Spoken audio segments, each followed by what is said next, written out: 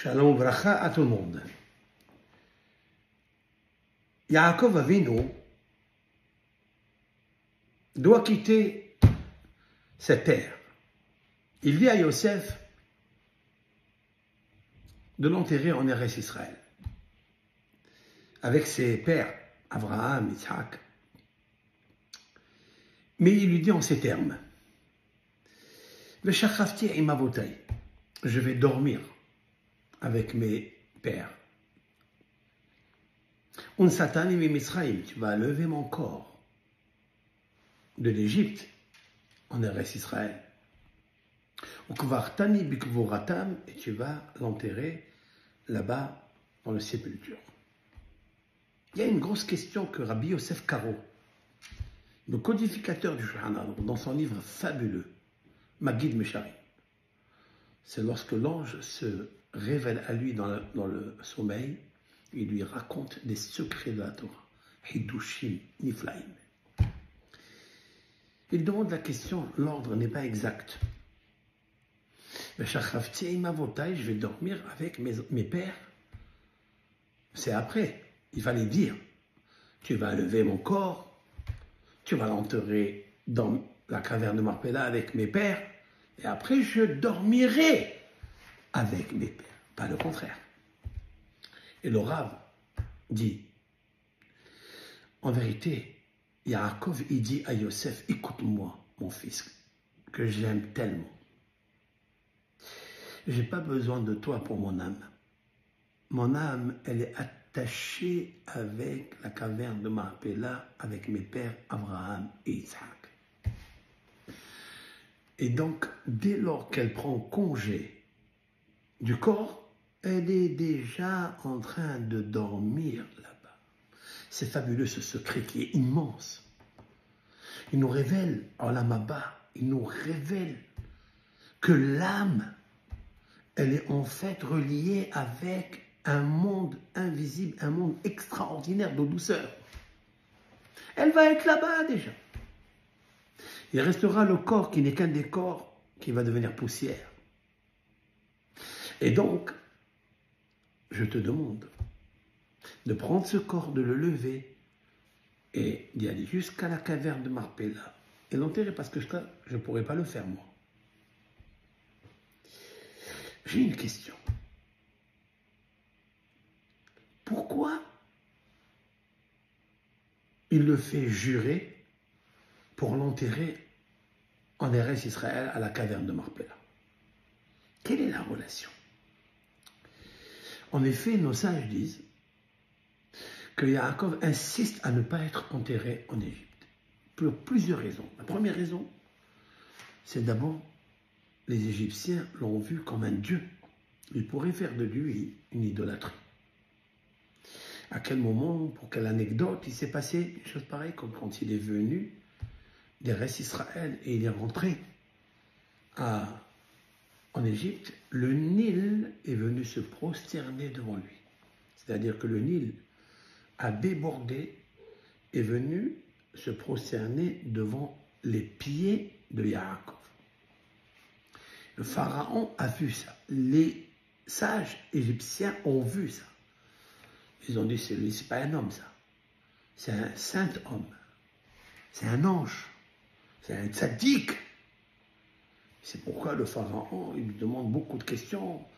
Il lui demande, mais qui tu es? Qu'est-ce que tu as fait dans ta vie? Bénis-moi. Il a eu peur, Yaakov, que du fait que quand il est venu, la famine s'est arrêtée. Le Nil s'est prosterné. Le pharaon a été très honoré de recevoir le père de Yosef, le père d'Ishmael. Il s'est dit, l'Égypte, elle a un caractère très, très, très, très attaché à tout ce qui est matériel, tout ce qui est sexualité, débauche. J'ai peur que par leur fragilité de la conscience et de leur âme, ils vont faire de moi une idole, ce qui est interdit d'après la Torah. Parce qu'il y a un seul unique Dieu. Et nous ne sommes que des petits intermédiaires. Il a eu peur. Ça, c'est la première raison. La deuxième raison, dit le Midrash Rabbah, il a eu peur que s'il était enterré en Égypte, les enfants et les petits-enfants resteraient tout le temps en Égypte. Et ils vont penser que c'est une terre qui est sainte. Qu'est-ce qu'a dit Yaakov Avinu? Tu m'enlèves d'ici parce que l'Égypte n'est pas une terre sainte. Donc c'est en Eretz Israël qu'il veut être enterré. La troisième raison qui est magnifique, que je voudrais dire, puisque l'Éternel, il lui a dit lorsqu'il a rêvé l'échelle, il a rêvé dans Eretz Israël, Har Moriah, il a rêvé qu'en fait, cet endroit, il était extraordinaire, et Dieu lui dit, la terre sur laquelle tu dors, Ares Asher Ata Shochev Aler, la terre que tu es en train, là où tu es en train de dormir, Lecha et Tenena Ulzaraer,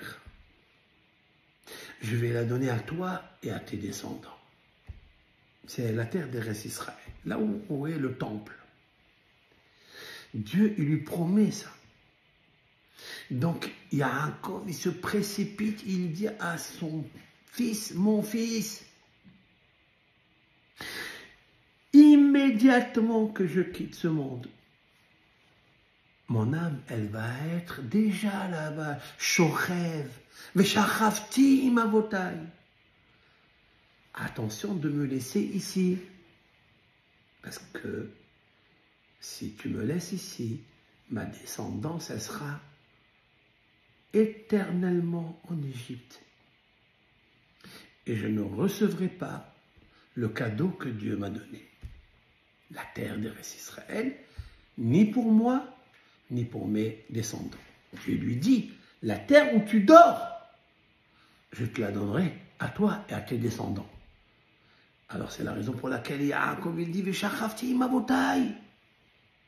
Je veux dormir là-bas parce que toute la descendance jusqu'à la rédemption finale, elle dépend de moi seulement si je dors là-bas. C'est très beau. Et pourquoi il doit dormir là-bas? Parce que nos sages ont dit que Yaakov et Yitzhak et Abraham ont étudié dans la caverne de Marpella pendant 15 années le nom de Yudke, c'est-à-dire le nom de Bina et Chorma. Ils ont étudié la Torah qui s'appelle Bina, intelligence. Torah, elle s'appelle aussi Chorma. Comme c'est marqué dans les proverbes du roi Salomon, Ani Chorma, Li Bina, Ani Givura. Je suis sagesse, je suis discernement, je suis la puissance. C'est la Torah qui parle. Givura, ça veut dire la rigueur, ça veut dire le mishpat. Yaakov, c'est Elohim Mishpat, c'est le Dieu de la justice, de l'équilibre. Pas la justice rigueur, la justice remplie et pétrie d'amour. Il dit, je suis obligé de revenir là-bas parce que cet endroit, il m'attend.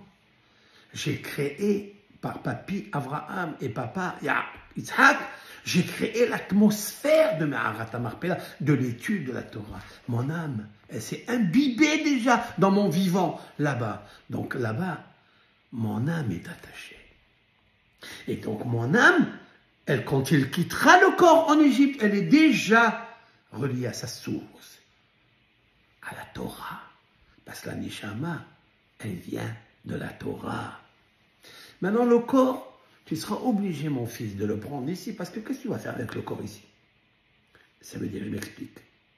Quand on fait un pèlerinage, quand on va sur la tombe des parents, parce qu'il y a des chamas avec le corps qui vient la veille de Rosh Chodesh, oui? Il lui dit, Yaakov, mes petits-enfants, ils vont venir pèleriner, ils vont venir prier pour que j'intercède devant eux, devant Hachem, pour eux, devant Hachem. Mais s'il n'y a pas mon âme ici, parce qu'elle est déjà partie se coucher avec les pères, il va y avoir qu'un corps. Pour un corps, on va aller faire des pèlerinages. Pour un corps, c'est même interdit de faire des pèlerinages sur le corps.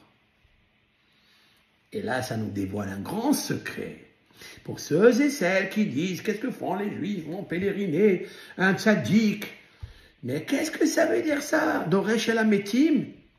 Ça veut dire, il va prier, faire des incantations sur des corps morts. Non, non, non, non, non, non, non. La Torah, elle dit que ce n'est pas des corps morts. C'est des corps où il y a encore la puissance de l'énergie, de la Neshama. Alors, Yaakov, il dit à Yosef, écoute mon fils, ne fais pas ça parce que ça sera un corps seul, sans âme. Tu as intérêt à prendre mon corps et l'amener là-bas. Pourquoi? Parce que mon corps et mon âme sont associés pour la résurrection des morts. Le corps, il travaille, il met les téphilines, il fait son Shabbat, il souffre pour accomplir les statuts, les commandements de Dieu. Bon, l'âme, elle reçoit son mérite, elle reçoit le jardin d'Éden. Elle est proche de Dieu, elle profite de toutes les douceurs spirituelles. Mais le corps, qui est resté enseveli, qui s'est décomposé, quelle est la récompense? La récompense est qu'il va s'associer avec l'âme qui était attachée à lui. Il ne faut pas les diviser, sinon il ne va pas ressusciter pour recevoir sa récompense. Pour qu'il ressuscite, il faut une rosée spéciale du ciel. Et le corps ne comprend jamais cette rosée. La rosée, c'est l'âme qui la comprend. Donc si elle est là, elle est attachée, elle est associée au corps. Alors elle fera en sorte qu'ils vont jouir à la résurrection des morts. Voilà ce que je voulais vous dire.